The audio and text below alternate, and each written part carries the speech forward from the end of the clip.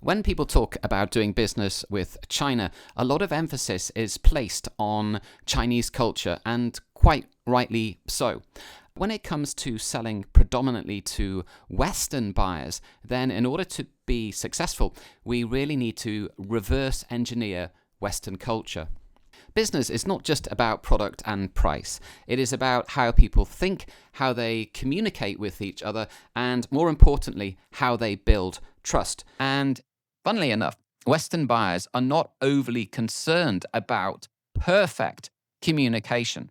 They are more concerned about the attitude and the desire to connect rather than speaking in perfect English. Let's talk about the real cost of not trying. A quick example of something that happened to me at a trade show. So my booth at the trade show would be very busy. And sometimes there would be little gaps, little windows between buyers. And I remember I had had 1 or 2 hours that were incredibly busy. And I just wanted to have like a mental break.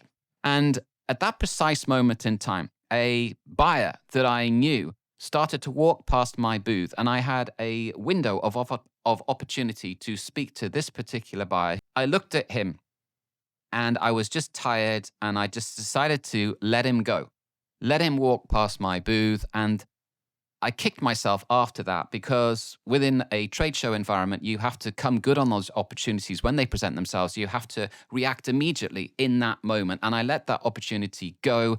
I didn't reach out to him. I didn't speak to him. And because of that, any opportunity that I had to sell was gone. It was gone, and it was maybe gone until the next year. So the real cost of not trying to use English is effectively missed opportunities.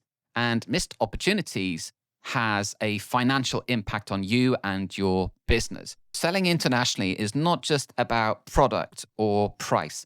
It is also about understanding the people that you are trying to sell to and pushing beyond the discomfort to be able to try to make a connection that you would otherwise not make. And for me, I have seen on multiple occasions so much money that has been left on the table, if you like, from conversations which have never happened in the first place. If you work in international sales, trade, or export, please consider subscribing if you would like more insights like this. Thank you very much for listening.